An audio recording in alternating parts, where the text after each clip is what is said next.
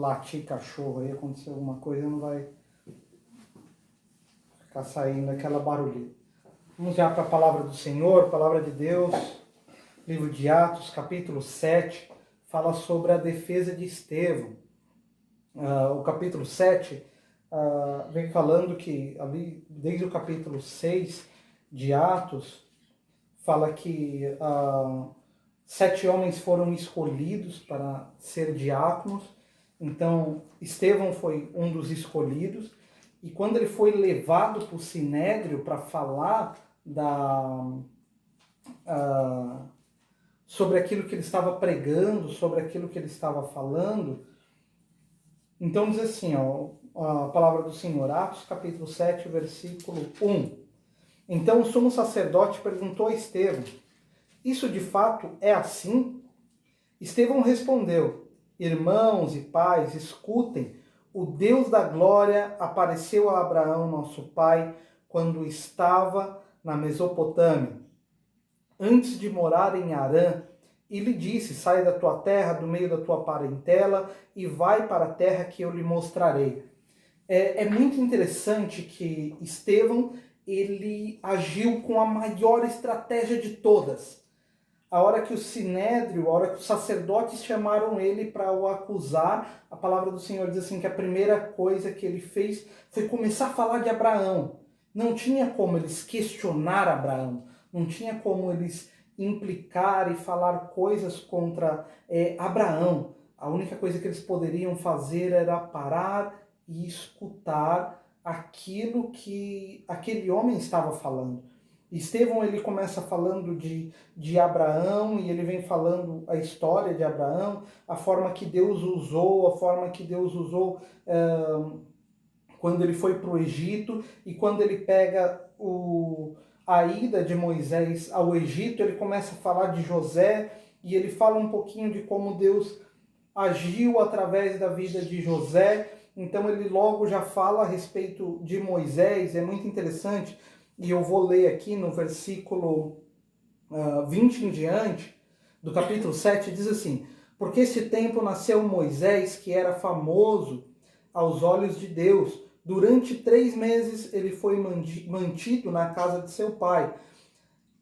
Quando tiveram de abandoná-lo, a filha de Faraó o recolheu e criou como seu próprio filho. E Moisés foi educado em toda a ciência dos egípcios e era poderoso em palavras e obras. Então a palavra do Senhor diz, o primeiro ponto, que Moisés ele cresceu na ciência dos egípcios e ele era muito poderoso em palavras e obras, estando no Egito. Versículo 23. Quando completou 40 anos, Moisés teve a ideia de visitar os seus irmãos, os filhos de Israel.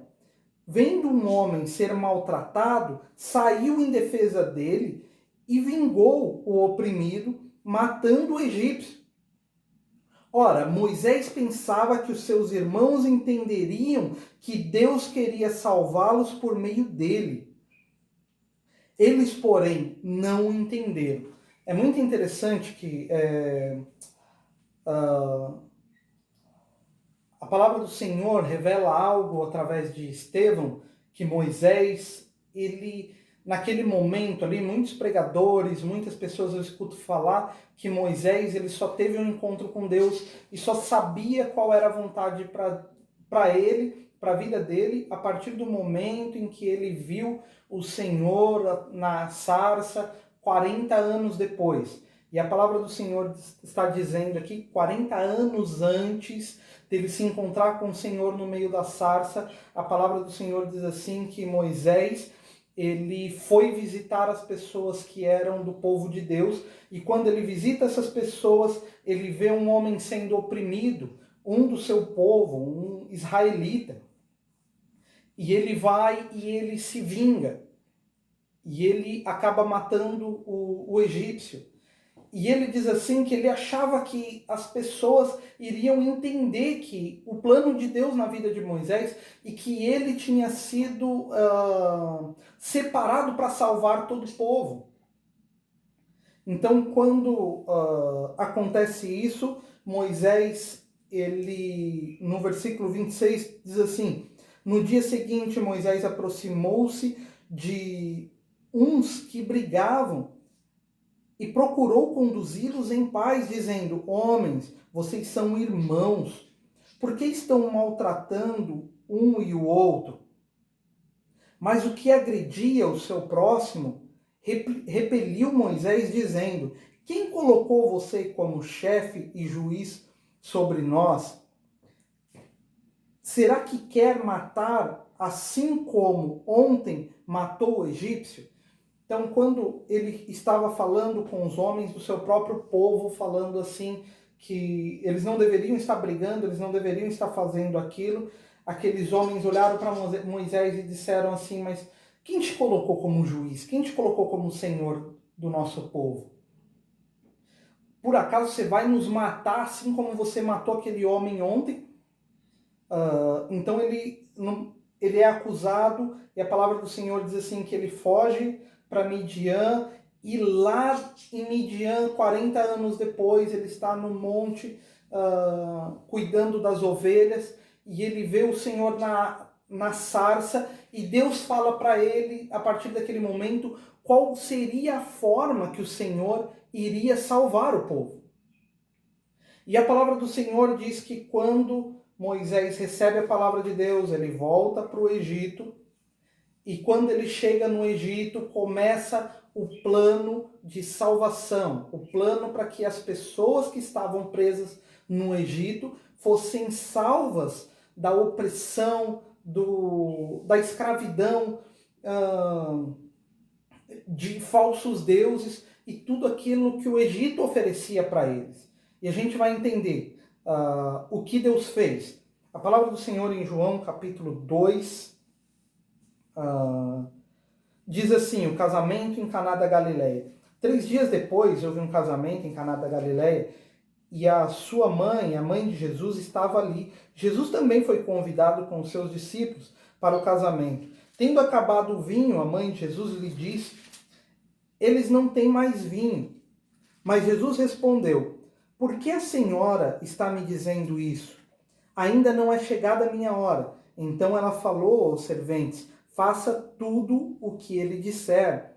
Estavam ali 6 potes de pedras que os judeus usavam para purificação, e cada um cabia cerca de 100 litros. Jesus lhe disse: encha de água esses potes, e eles os encheram totalmente. Então lhes disse: agora tirem um pouco e levem ao responsável pela festa. Eles o fizeram. Quando a responsável pela festa provou a água, transformou em vinho. Ele não sabia de onde tinha vindo, porque mais que os serventes que havia tirado as águas soubessem. Chamou o noivo e lhe disse: todos costumam servir primeiro o vinho bom, e quando já beberam muito, serve o vinho inferior. Você, porém, guardou o melhor vinho até agora. A palavra do Senhor diz assim, no versículo 12: depois disso, ele foi a Cafarnaum com a sua mãe e seus irmãos e os discípulos, e ficaram ali não muitos dias. Mas o versículo 11, que é interessante, eu acabei trocando o versículo aqui, o versículo 11 diz assim: assim, em Caná da Galileia, Jesus deu início aos seus sinais, ele manifestou a sua glória e os seus discípulos creram nele. Então a palavra do Senhor diz assim, que no momento em que Jesus entrou naquela festa, e ele já tinha cumprido toda a lei, ele já tinha se batizado, ele já tinha feito tudo o que a lei pedia. Está balançando tudo aqui. Ele já tinha feito tudo o que o que a lei pedia que ele fizesse. Então a palavra do Senhor diz que ele é chamado com a sua família para ir num casamento até Caná da Galileia, e quando ele chega ali na Galileia, ele faz esse milagre. E a palavra do Senhor diz assim, que não anunciou para todo mundo, falando assim: vem cá todo mundo, para todo mundo, olhem o que eu vou fazer agora, e transformou a água em vinho. Pelo contrário, a palavra do Senhor diz assim, que só a mãe de Jesus e os homens que serviam o vinho, aqueles homens que encheram as talhas de água que era usada para purificação, só eles viram o que realmente aconteceu. Só eles viram realmente a água ser transformada em vinho. E eles começaram a falar, não, isso aqui era água minutos atrás. E eles espalharam isso, porque a palavra do Senhor nos mostra aqui que ninguém sabia o que tinha acontecido.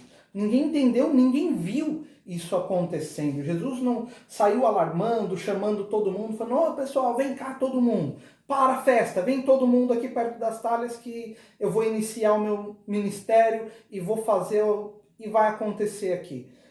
Jesus não fez isso. Jesus, ele foi de forma branda, de forma calma, e a palavra do Senhor diz assim, que assim ele deu início aos seus milagres, ele deu início aos seus sinais.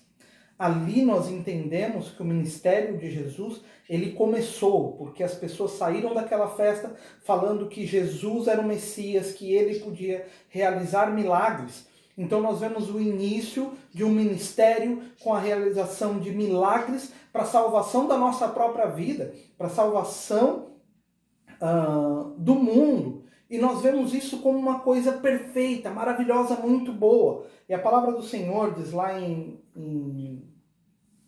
Êxodo, no capítulo 7, no versículo 14 em diante, fala sobre a primeira praga. No capítulo 7 de Êxodo, está falando sobre a primeira praga. A palavra do Senhor diz assim, Êxodo capítulo 7, versículo 14. O Senhor disse a Moisés, o coração de Faraó está obstinado, ele não quer deixar o povo ir. Vá a Faraó e fale pela manhã. Ele sairá às águas e você estará à espera dele na beira do rio. Leve o bordão que tirou a serpente e diga a Faraó, o Senhor Deus dos hebreus me enviou para dizer, deixe o meu povo ir, para que me adorem no deserto. Até agora você não quis me ouvir. Assim diz o Senhor, nisso você saberá que eu, o Senhor, com este bordão que tenho na mão, ferirei as águas do rio e elas vão virar sangue. Os peixes que estão no rio vão morrer e o rio vai cheirar mal. Os egípcios terão nojo de beber a água do rio. O Senhor disse ainda a Moisés, diga a Arão que pegue o seu bordão e estenda a mão sobre as águas do Egito, sobre os seus rios, sobre os seus canais e sobre as suas lagoas e todos os seus reservatórios, para que virem sangue, e haverá sangue em toda a terra do Egito, tanto nas vasilhas de madeira como nas de pedra. Moisés e Arão fizeram como o Senhor lhe havia ordenado. Arão levantou o bordão, feriu as águas que estavam no rio, à vista de Faraó e seus oficiais, e toda a água do rio virou sangue. Os peixes que estavam no rio morreram. O rio cheirou mal, e os egípcios não podiam beber água do rio, e houve sangue por toda a terra do Egito. É muito importante, porque a palavra do Senhor diz assim, um contraponto grande, que a palavra do Senhor nos mostra o início da salvação, aquilo que o Senhor deu início à salvação do povo no povo do Egito, mostrando para eles que o poder de Deus, e lá em Atos, aliás, em João, ele está mostrando em uma festa, todo mundo alegre, todo mundo contente, e quando acaba o vinho, Jesus transforma a água em vinho e eles voltam a festejar, eles voltam a celebrar, a fazer aquilo que eles estavam fazendo. Então nós vemos a palavra do Senhor aqui em João descrito como um grande milagre, como uma grande bênção, como uma coisa maravilhosa. E quando nós lemos aqui em Êxodo capítulo 7, do início da salvação do povo do Egito, nós vemos escrito como praga, como uma coisa ruim. Praga não pode ser uma coisa boa. Nós vemos isso descrito como praga. Porém, nós entendemos na palavra do Senhor que esse contraponto, que essa mesma diferença, porque aquilo que para o povo de Israel era o início da salvação, era o início da alegria, era o início da festa, como nós vemos em João, lá em Êxodo, para o resto do povo, para o povo que está no mundo, era a praga, o início da destruição deles. A palavra do Senhor, ela nos mostra e ela nos fala claramente que só existe um caminho e Jesus é esse caminho. Ou nós servimos a Deus, ou nós nos colocamos diante de Deus, ou nós cremos que Ele é o Messias, que Ele é o Salvador e entregamos nossa vida a Ele para que Ele nos salve pela sua graça, ou nós vamos ter o milagre de Deus como uma praga para nós. Porque a palavra do Senhor diz que foi o início da destruição. Assim como quando recebemos a palavra de Deus, se nós crermos e nós formos batizados, como diz a palavra do Senhor, nós seremos salvos. A palavra do Senhor diz também que se nós recusarmos a palavra de Deus, isso se torna uma praga para nós, porque a partir desse momento nós temos a consciência, nós temos a certeza de que nós estamos caminhando para o inferno e a destruição. A palavra de Deus em Isaías, no capítulo 1, versículo 19, é um versículo muito conhecido. A palavra do Senhor diz assim: se crer, se me ouvir, vocês comerão o melhor dessa terra. Porém, se vocês recusar, se vocês forem rebeldes, vocês serão destruídos. E quando a gente lê o texto de Isaías, nos dá uma impressão de Deus cruel, um Deus que fala assim, não, você tem uma opção, ou você me escuta, ou você vai para o inferno. E parece uma coisa tão cruel, mas nós vemos Jesus mostrando com amor, entrando numa festa, festejando, falando bem para as pessoas. Então, quando acontece que eles sabem que a festa acabou, não tem mais vinho, Jesus com calma chama os serventes, fala assim, olha, despeja água, pega a água, enche aqui. Eu creio que na hora eles deviam ter ficado um pouco estranhos com isso, porque aquelas talhas, aqueles potes que eram usados, que Jesus usou para transformar água em vinho, para voltar a trazer alegria para a festa, eram coisas usadas para purificação. Não era uma coisa realmente bem vista, mas uma coisa usada para purificação do povo. Nós podemos ver até um pouco o contrário disso, né? O que antes era usado para purificação, então aquilo era uma coisa realmente que deveria ser pura, se ela era usada para purificação. Deixa eu voltar a ligação aqui pro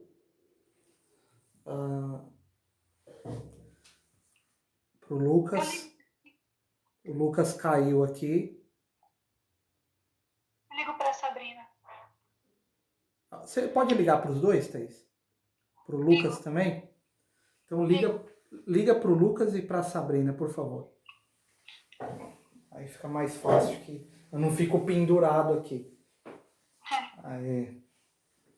Então, aquilo que é usado para purificação, isso não pode ser uma coisa ruim.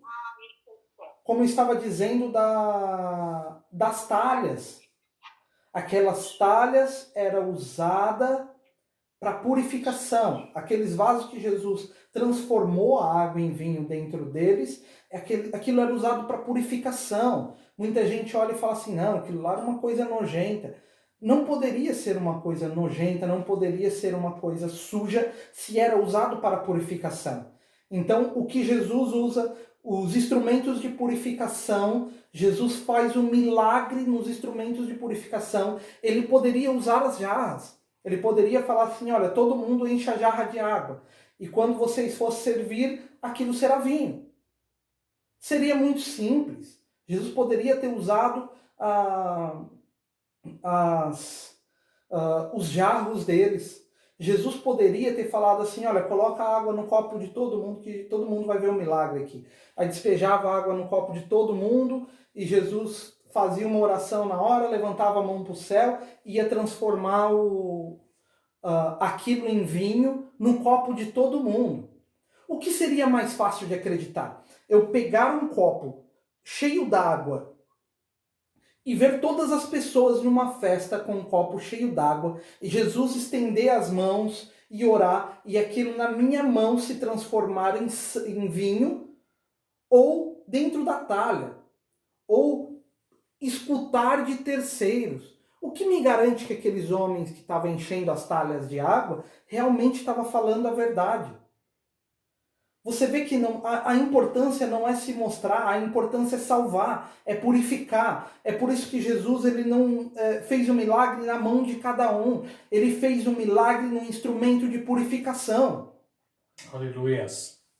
Jesus ele usou aquilo que era usado para purificação do homem. Ele não podia entrar, era contra a lei entrar numa casa sem lavar as mãos, sem lavar os pés. E aquelas talhas eram usadas para a purificação, para tirar a água, para lavar as suas mãos, para lavar os seus pés, para que eles sejam purificados, para que eles possam entrar na casa. E a palavra do Senhor, a lei, era que eles entrassem na casa declarando a paz de Deus. E a palavra do Senhor diz assim, que se eles, Jesus tinha falado para os discípulos, que se eles entrassem numa casa e eles não recebessem aquela paz voltaria para eles. Amém?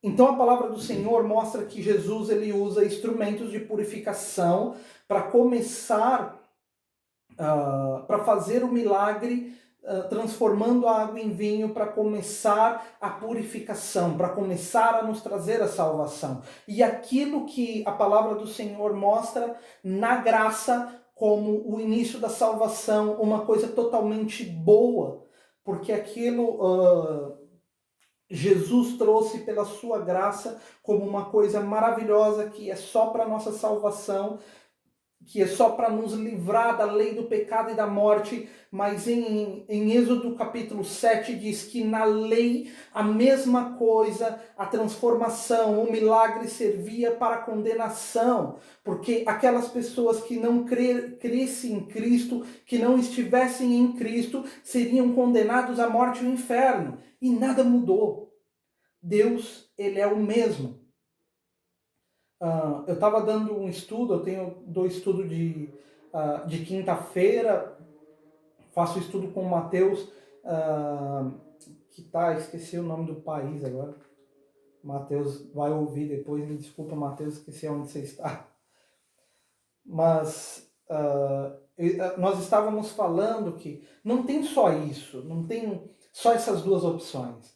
Você tem a opção de crer na salvação de Cristo e resolver o seu problema de morte, pecado, e ter uma solução pós-morte, ou não crer em Cristo, não solucionar o seu problema de pós-morte, morrer e ir para o inferno.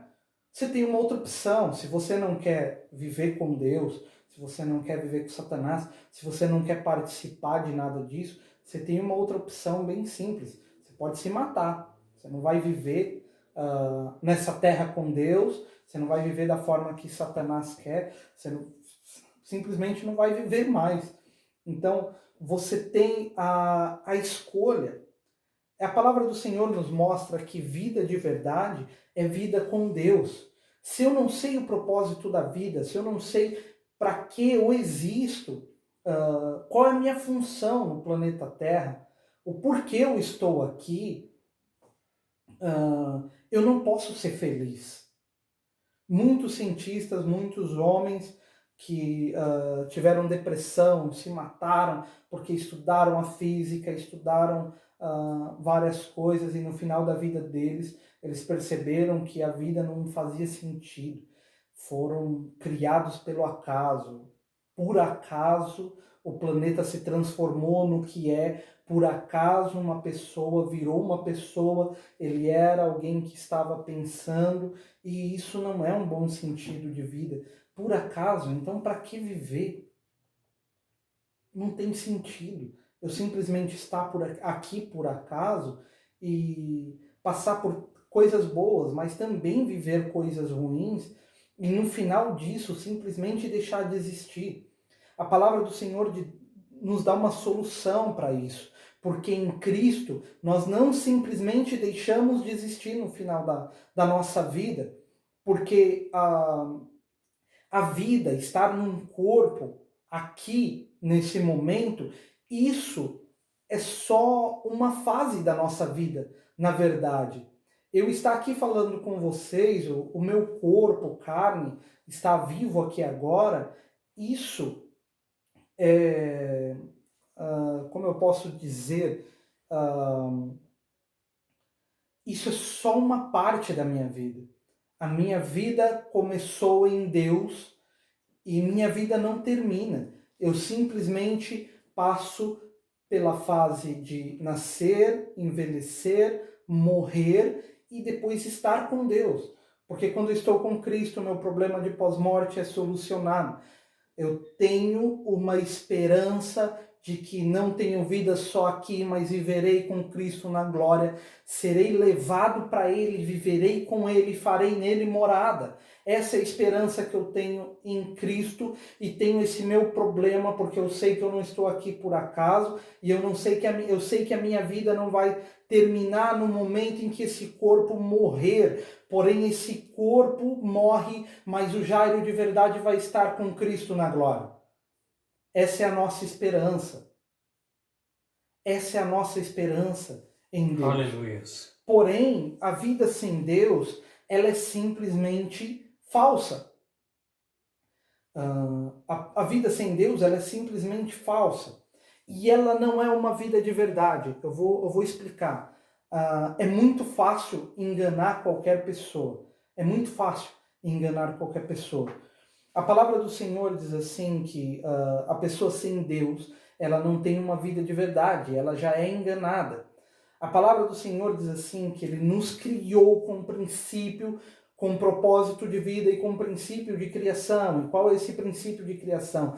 Nós, seres humanos, fomos criados para a glória de Deus, para estarmos com Deus e vivermos nele e com Ele. A palavra do Senhor diz assim que quando o homem pecou, ele se afastou de Deus. Ele não tinha mais uma vida com Deus. E isso é restaurado quando nós confessamos que Cristo, que Jesus é o Senhor e é o Salvador das nossas vidas. Nós somos restaurados, somos restabelecidos, reinseridos em Deus, na graça de Deus, quando nós aceitamos que Ele é o Senhor e Salvador da nossa vida. Porém, quando nós não fazemos isso, nós já estamos condenados. A pessoa sem Deus, ela parece estar viva, mas ela está vivendo uma enganação, porque ela realmente está vivendo como a ciência fala. Morreu, acabou. Não tem um pós-vida. Não tem pós. Você viveu, quando morreu, acabou. Não tem mais. E a palavra do Senhor diz que não é assim. Ou nós estaremos na glória do Senhor, ou seremos consumidos pelo inferno. Eu sempre dou uma explicação que nós entendemos o princípio de criação de uma forma muito simples. O homem, quando ele foi criado para estar com Deus, assim como o peixe foi criado para viver na água, assim como a árvore foi criada para estar com sua raiz na terra, assim como o pássaro foi criado para voar. Se você pegar um peixe e você tirar ele da água, ele vai viver, mas por pouco tempo. Logo a sua vida vai ser ceifada. Se você tirar a árvore com a sua raiz, tirar essa raiz da terra, ela vai viver, mas por pouco tempo. Logo, a sua vida é ceifada permanentemente. Se você pegar, você pode fazer um teste muito simples. Se você pegar uma árvore, tirar ela da terra e jogar para cima, ela não vai voar. Se você pegar o peixe, enterrar ele no buraco dessa árvore que você arrancou, ele não vai viver. Se você pegar a ave e tentar criar ele dentro do aquário que você tirou o peixe, ele também vai morrer. Hoje, vocês aí já sabem, mas as pessoas que estão vendo pelo YouTube não sabem que a forma que eu estou vestido é uma enganação. Você vê, parece uma pessoa de terno, bem vestido, e eu tô de bermuda da cintura para baixo. É uma bermuda da cintura para baixo. Isso também é uma enganação. Parece que eu tô muito bem vestido. E eu tô de chinelo e bermuda. E isso realmente está de terno na parte de cima, é para explicar que nem tudo é o que parece.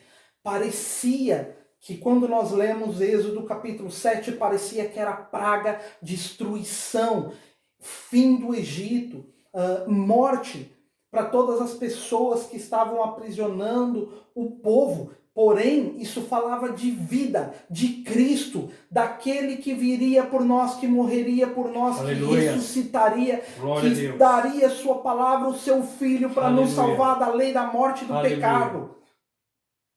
O que diz no Êxodo que está escrito aqui como praga, queria destruir a água. O Senhor está falando aqui, eu sou o Senhor Todo-Poderoso. Eu sou aquele que transforma as moléculas da água em outra substância, em sangue. Aquilo que não é passa a ser pelo meu poder e vocês podem me aceitar e ser salvo. Mas agora vivendo a lei, perante a lei, vocês só têm morte.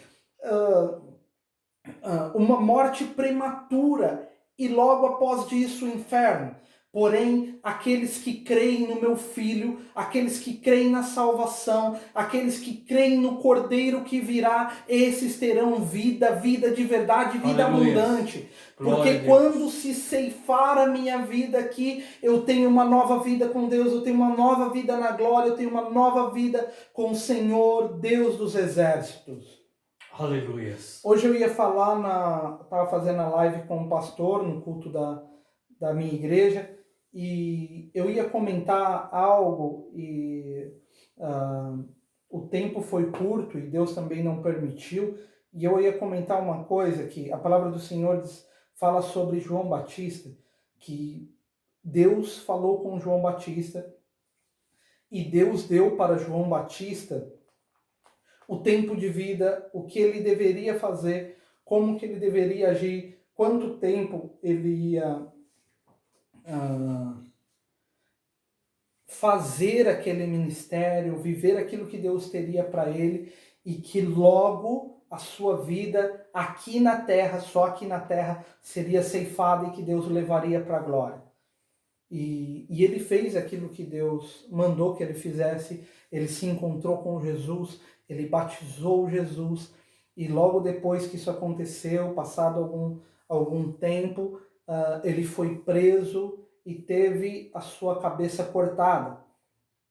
E é interessante que Deus ele já tinha falado para ele como seria a sua vida, o que ele tinha que fazer e a forma que ele ia morrer. Quando Jesus chama os discípulos no livro de João, capítulo 20, ele começa a revelar para os discípulos que eles vão ter uma vida dura, porque eles vão falar a respeito de Deus, eles vão ser presos, eles vão ser... eles vão passar por aflições, eles vão passar por coisas ruins e depois eles iriam morrer. Então Jesus fala para Pedro que ele seria crucificado, Jesus fala para João que ele viveria mais do que os outros iriam morrer, mas ele iria morrer na sua velhice, tanto que no final da vida de João, eles o lançam num óleo fervendo e isso não o matou, porque não era a vontade de Deus que ele morresse assim. Isso não o feriu, porque não era a vontade de Deus que isso o ferisse. Então, é muito interessante. O que Deus falou para mim é que Deus determina tempos sobre a nossa vida, e quando nós buscamos a palavra de Deus, quando nós buscamos a Deus, Ele vem revelar essas coisas que estão em oculto sobre a nossa vida. Alguns anos atrás eu fui no velório da mãe do pastor Márcio, e quando eu estava lá no velório da mãe do pastor Márcio, algumas pessoas comentaram algumas coisas, e um dos comentários foi quando ela foi ministrar, não, porque ela já tinha partido para a glória, né? Quando foram ministrar alguns louvores, vários irmãos da igreja falavam assim, tal louvor, tal hino do cantor assim, assim. Foi esse o hino que ela pediu que cantasse no seu velório. E o que é interessante nisso é que a partir do momento que Deus falou para ela que a vida dela tinha chegado ao fim, ela preparou as pessoas, ela falou com os filhos, ela falou com a igreja, ela organizou o próprio velório e o próprio enterro. Ela organizou e ela estava feliz, porque Deus falou para ela que isso ia acontecer. Deus falou para ela que ela estava para ser levada por Ele. Esse é o plano de Deus, um plano de pós-morte. É um plano de que só o seu corpo morre, você não. Você está comigo, eu vou te levar para mim e você fará em mim morada no céu. E isso foi algo tremendo, porque eu já tinha visto muitos testemunhos, eu já tinha visto bastante coisas assim, mas no velório da mãe do pastor Márcio, eu presenciei uma igreja inteira falando de uma mulher que se preparou porque Deus tinha falado que o seu corpo iria morrer. Ela preparou os louvores, ela falou qual era o texto que ela gostaria que ministrasse. Deus iria falar, mas ela gostaria de que pelo menos lesse aquele texto. Ela deu os hinos que ela gostaria que os irmãos cantassem, ela comprou o caixão, ela preparou tudo, tudo. Porque Deus já havia revelado o final da vida dela aqui na terra. O plano de Deus para nós é viver o melhor dessa terra, é viver festejando com Deus, é dar graça em tudo. Pareça ruim ou pareça bom, é dar graça em tudo. Aleluia. Lá em Cafarnaum parecia uma coisa maravilhosa, foi uma festa, todo mundo comendo, todo mundo se divertindo. Casamento tem coisa mais bonita, tem coisa mais maravilhosa que um casamento. Era um casamento, era festa, era tudo bonito, era tudo maravilhoso. Aleluia. E era também o início do ministério de Jesus para a nossa salvação. Em Êxodo capítulo 7, era a explicação disso. Era Deus explicando para o povo que em João capítulo 2 lá, Jesus iria fazer tudo isso dessa forma. Jesus, da mesma forma que Moisés profetizou e a água foi transformada em sangue, da mesma forma Jesus iria transformar a água em vinho, que significa o sangue do Cordeiro para a purificação da nossa alma e salvação das nossas vidas. Aleluia. Amém? Amém. Glória a Deus. Espero que todos tenham entendido que Deus ministrou em nossas vidas.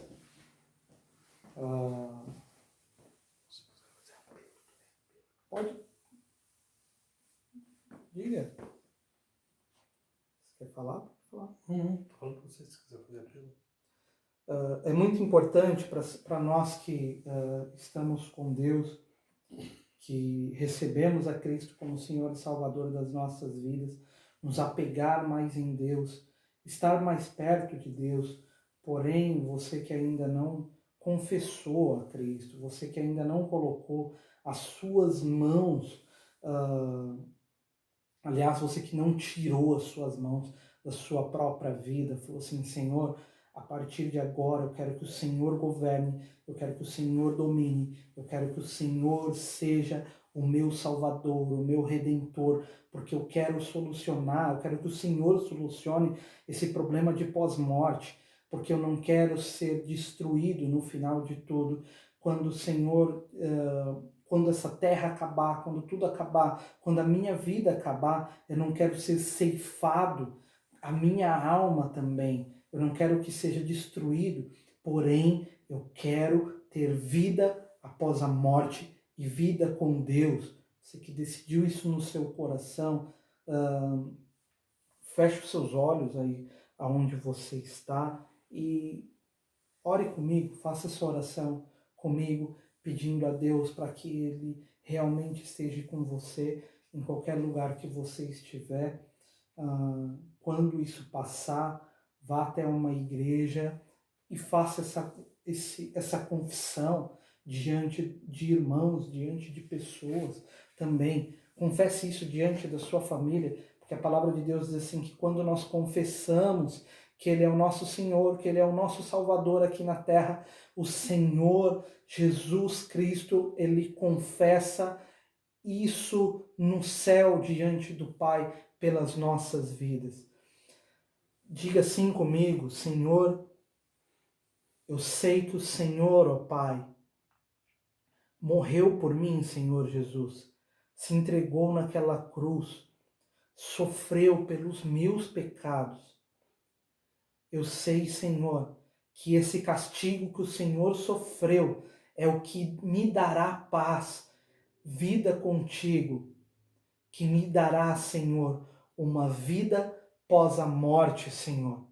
Então eu peço a Ti, Senhor, recebe a minha vida, escreve o meu nome no livro da vida, Senhor. Escreve o meu nome em Ti, Senhor, para que eu conheça a Ti e o Senhor me conheça, Pai, como filho, a qual o Senhor amou e entregou o seu próprio Filho por mim, Senhor. Eu agradeço a Ti, ó Pai, porque eu sei, Senhor, que Tu és o Cristo e que através de Ti, Senhor, eu tenho salvação. Em nome de Jesus. Amém. Glórias a Deus. Deus é maravilhoso.